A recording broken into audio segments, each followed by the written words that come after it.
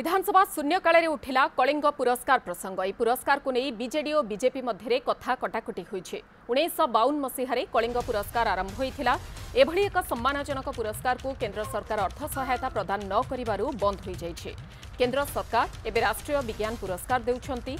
काहींकि जातीय पुरस्कार पई एक अंतर्जातीय पुरस्कार को केंद्र सरकार बंद कले गृहरे उद्वेग प्रकाश करिसंती बीजेडी विधायक कलिके सिंहदेव एवं गौतम बुद्ध दास। जदि केंद्र सरकार करूनाहंती राज्य सरकार $40,000 देई एहाकू कार्यकारी करंतु।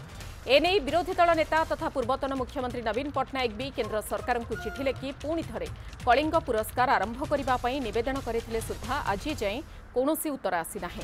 एहार जवाब देई बीजेपी विधायक टंकधर त्रिपाठी कहिसंती जे ओडिया अस्मिता कथा कहूथिबा लोक निज पुरस्कार कथा चिंता करंतु।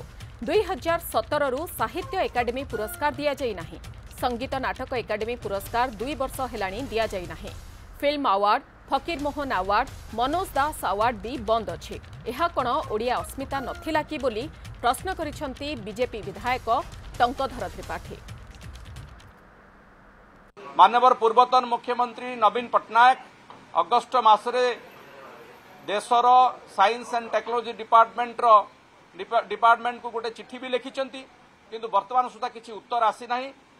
जहां आशंका करा जाउची भारत सरकार ये पुरस्कार को जहाँ की कलिंग पुरस्कार ओडिशार अस्मिता जड़ित अच्छी ताको बंद करदेवा को चक्रांत करुछंती षडयंत्र करुछंती। जो माने आज ओडिया अस्मिता कथा कही गोटे निर्दिष्ट अवार्ड कथा उठेले मोर तांकु गृह भितरे मध्य प्रश्न थिला। आज गृह बाहर मध्य आपनक माध्यम रे प्रश्न पचारिबा पई चाहे जे 2017 मसीहारू आज जाए ओडिशा साहित्य एकाडेमी रो अवार्ड कौथि पई दिया जाय नाही।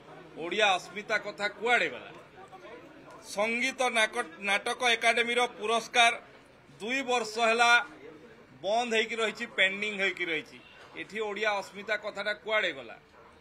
मनोज दास अवार्ड घोषणा करा दिया जाऊ नाही, दिया गला नाही।